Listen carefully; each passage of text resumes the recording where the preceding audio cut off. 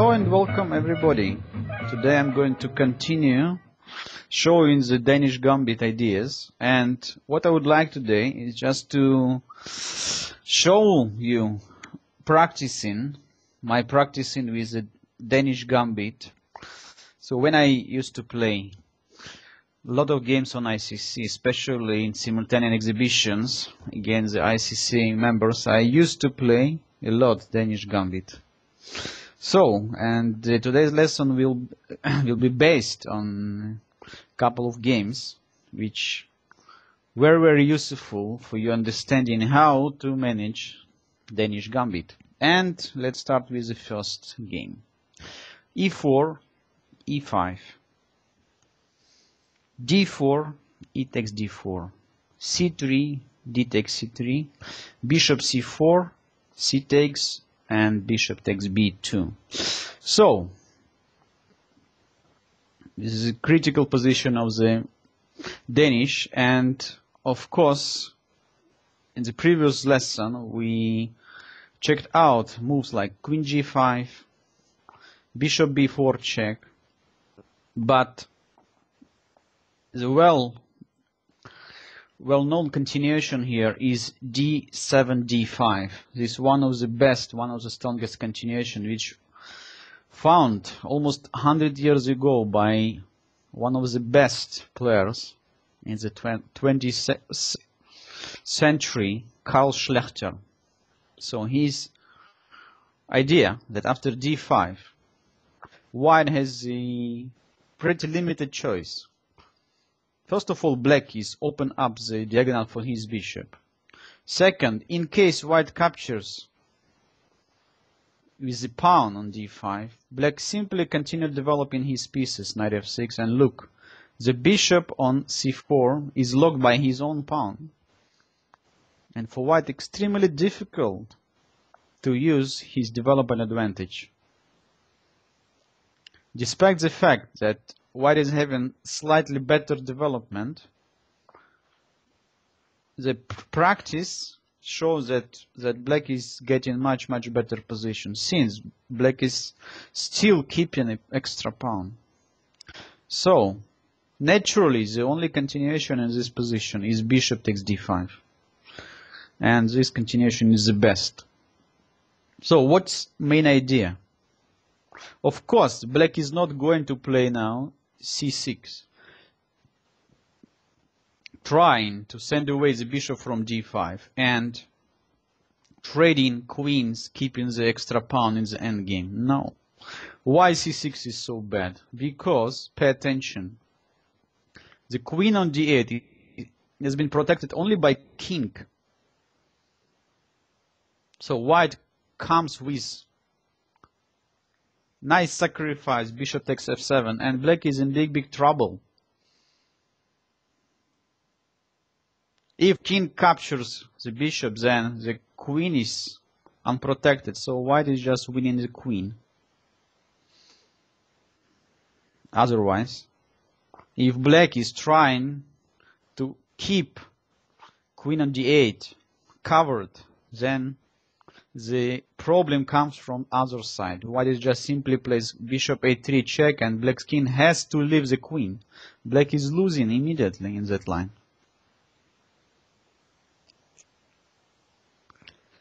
So c6 doesn't work in this situation. Black has to continue developing his pieces, and knight f6 is the most natural continuation. By that move, black is not only intending the bishop on d5, but also white has no time to capture this knight on f6, because after queen takes f6, white's initiative is disappeared. Black's position is very nice. So right now white has to look after his rook on a1, and with the next move black develop his bishop and castling very fast. Objectively, black is much better. Don't forget, black is still having extra pawn. So you can ask me, okay, so bishop takes f6 so of course doesn't work, but why not to manage this similar combination. So let's try to check if bishop takes pawn does work even in that position. Obviously, black cannot play king e7, since white is winning the similar way. Bishop a3, not winning, but force black anyway to capture the bishop, and then queen takes d8. So, let's see what happens if black captures on f7.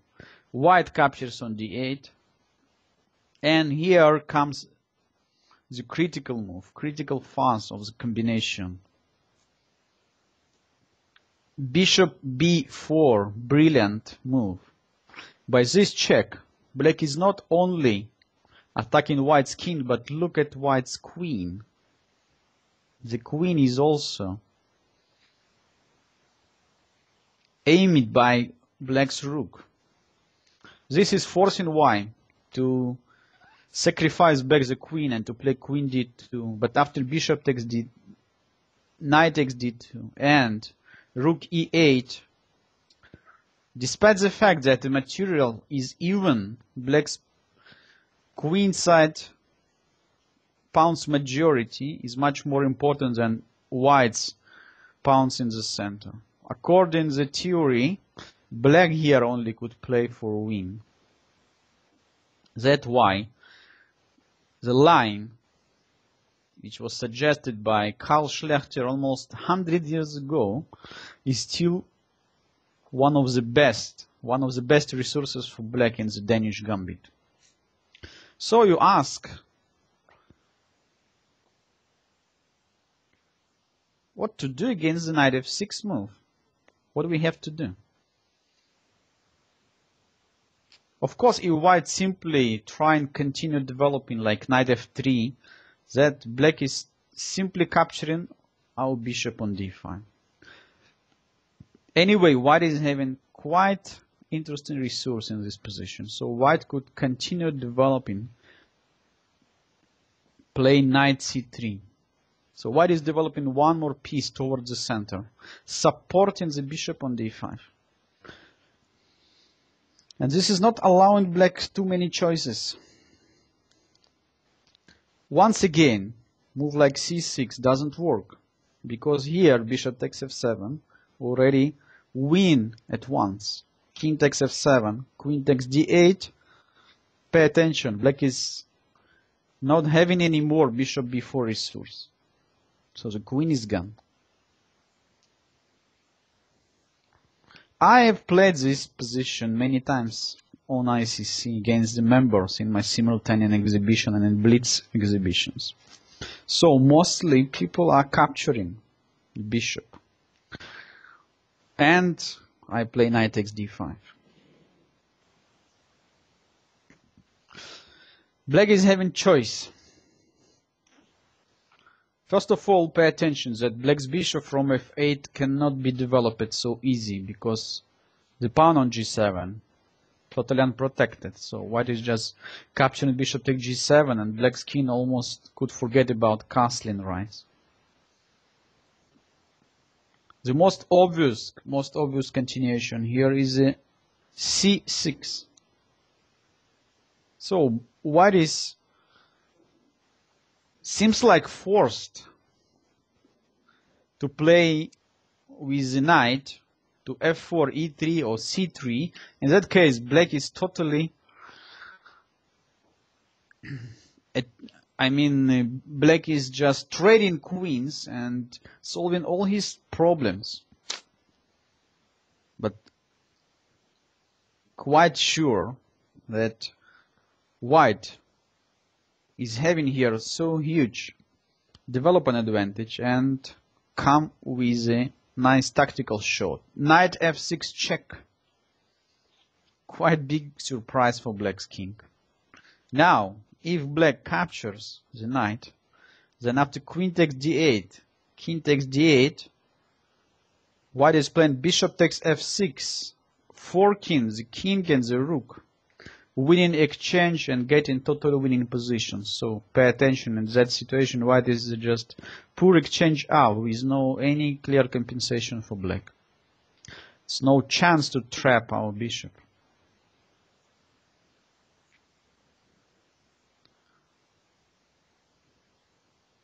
Certainly black even cannot play bishop e7, king e7. Why? Same combination, same idea is coming. Bishop a3 check. And black is in big trouble. King takes f6, queen takes d8 with the check. Oh, king e6. Now white just captures the queen. Only try to win back the queen is to play bishop b4 check, but as a result of combination, white is just simply keeping extra piece. Look at that, white is having right here three minor pieces against black's 2 minor pieces. So the position is quite easy win for white. So what else? What to play? In case c6 doesn't work, bishop from f8 cannot move. Where to go? So black of course could try playing here something like knight c6. Indeed, white could continue developing his pieces after knight f3. And still it's quite complicated for black to complete his development. Bishop on f8 is stick in his place. So bishop from e6 maybe could go somewhere to e6. Indeed, white may continue here with move like queen b3 and then going for the long castling, keeping still quite unpleasant initiative.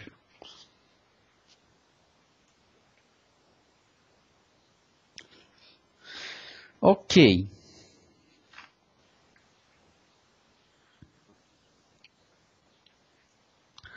Let's look at other continuation. In that position, instead playing d7, d5, black could continue developing his knight. So knight comes to c6. Right away, white cannot use his advantage, because if he brings the queen to b3, let's say playing queen b3, black is simply answering queen e7, covering the pawn on f7 and intending the move like queen b4 check. So it's maybe too early for white to play queen b3. So instead, white is just simply continue his development. Knight comes to f3. And black could try developing his knight. Knight comes to f6. Threatening our pawn on e4. The most obvious and the strongest continuation for white is e4, e5, keeping the initiative. So we have better development and more active pieces. Black was planned here to bring his knight to e4 and then completing the development after bishop e7 and short castling. Indeed, here is coming another surprise. Okay, so right now, white is keeping the nice control over all center squares. Knight on e4 is not so great piece because it doesn't have any supporter. So white could come with a nice tactical shot, double attacking the knight and pawn on f7. Queen d5.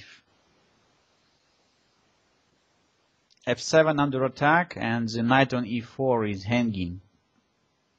Black is trying to escape after bishop b4. But white just plays king e2. Knight on e4 is still hanging. Queen e7. White is capturing the knight on e4, and one of my games here on ICC against one of the member continued. Short castling. I decided not to wait so much and push immediately my pawn h4, threatening to play knight g5 and to checkmate my opponent. And after his obvious answer h6, black seems like prevent my knight from going to g5. I anyway played the same move. So what's the idea of the combination? After knight g5, black is totally hopeless. Black is under threat, queen h7 checkmate, has to accept the sacrifice. But after h take g5, my rook on h1 is a great help for my queen. So any move like rook e8 leads to the force mate after check and queen h8 checkmate. Indeed, any other move, g6, leads to another nice move. Look at that.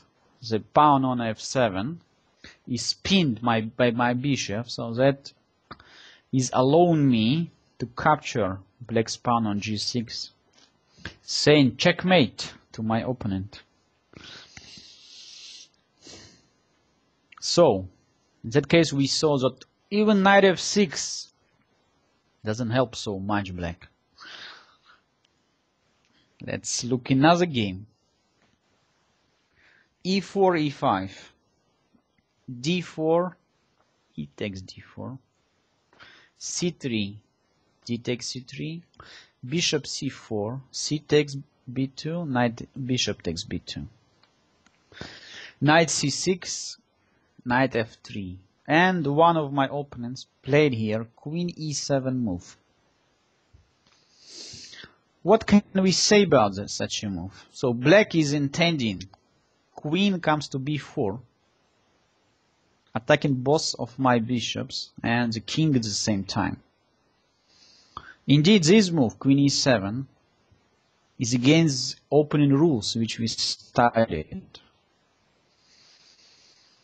In the opening, it's better not to develop the queen. So queen e7 is intending queen b4, threatening at the same time both of my bishops c4 and b2, and of course checking my king.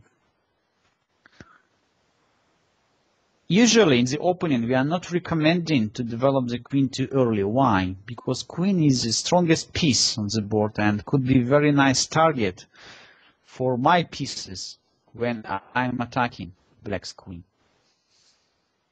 At the same time, queen on e7 is preventing black's king side from being developed. So look at the bishop on f8, knight on f6. They are still sleeping. The king is still in the center, and these factors are much more important than this one move threat queen b4. So what is best for white? Of course, we are ready to sacrifice even e4 pawn for doing castling, short castling. So now black's queen of course cannot capture the pawn on e4, because after queen takes e4, rook e1, the queen is lost, since black's king is still on e8. So black is attempting to continue his development. Instead capture on e4, black is playing g6. Knight comes to c3, intending knight d5. So now we can easily realize that move like knight f6 will be met by knight d5, knight takes d5, e takes d5, white is opening up the position in the center, knight e5, and continues the same combination, knight takes e5, d takes e5, and now, of course not rook e1, because black would answer f6, somehow surviving this difficult position, but simply bishop takes e5. Once again, black's queen cannot touch the bishop on e5. Why? Queen takes e5 will lead to queen is gone after rook e1. So black is trying to avoid all these problems and developing his bishop. Bishop g4. It's not so easy to realize my advantage. Despite the fact white is having almost all his minor pieces in the game, already made castling, black position doesn't have any clear, I would say, obvious weakness. So we have to target some weakness. And b7, that pawn we are going to aim right now. Queen b3.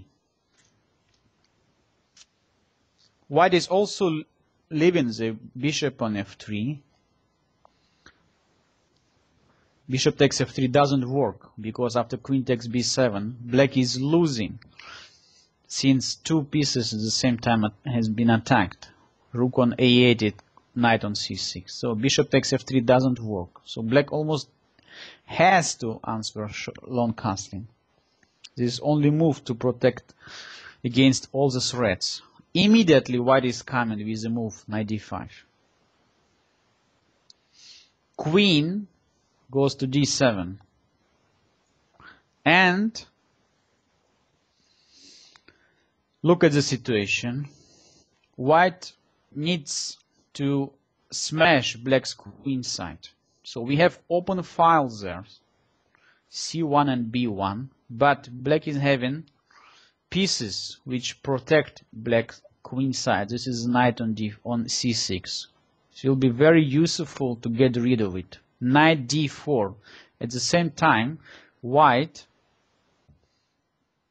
is leaving the bishop on g4 without any idea. So bishop is just doesn't work there. Knight d4. Black is trying to complete his development after knight takes knight g to e7. Why knight g to e7? Because if black plays knight takes d4, bishop takes d4, look, all white pieces are looking towards the black's queen side, and the next rook f to c1 will be almost decisive. Indeed, after knight d4, knight e7, white is coming with another great move. Knight b5. Finding another weakness, another target, the pawn on c7. Pay attention, black is having right now 2 pawns up, but we are not feeling it at all. White domination on the queen side is almost decisive. After a6, knight takes c7, white is intending knight b6 check already. Force black to capture on d5. Knight takes d5. And here, my opponent decided to get rid of my bishop on c4 after knight a5. His idea was, after knight b6 check and king c7, in case we decide to trade after knight takes d7 and knight takes b3, black is in quite okay position, quite safe. Queens got off the board and black is still keeping some material advantage. But he totally shocked after queen b4 move. Why? Because black's queen is still under attack and knight on a5 is gone. So black has no way to protect this knight anymore. Queen c6, trying to counterattack my knight on b6 after queen takes a5, queen takes b6. But white is coming with intermediate check. Look at that check. Knight d5 check. And Black is losing a piece and the game. King b8. Queen takes a5. So now black has no time for capturing my bishop on c4 because the rook on d8 is gone. Black resigned. So what we saw in that game, that even queen e7 doesn't help black so much.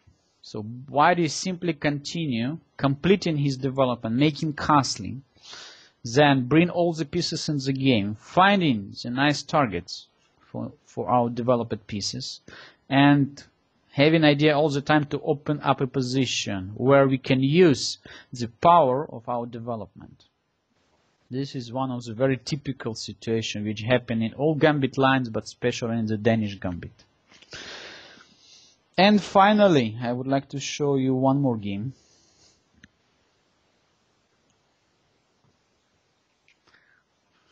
After e4, e5, d4, e takes d4, c3, d takes c3, bishop c4.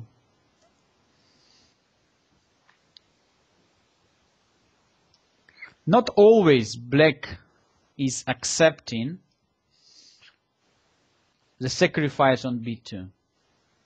And many of members asking me always, okay, but what would happen if black is not capturing the pawn? What happened in that case? So many ask, may I play simply in this position, move like bishop b4, intending c takes b2 with a check.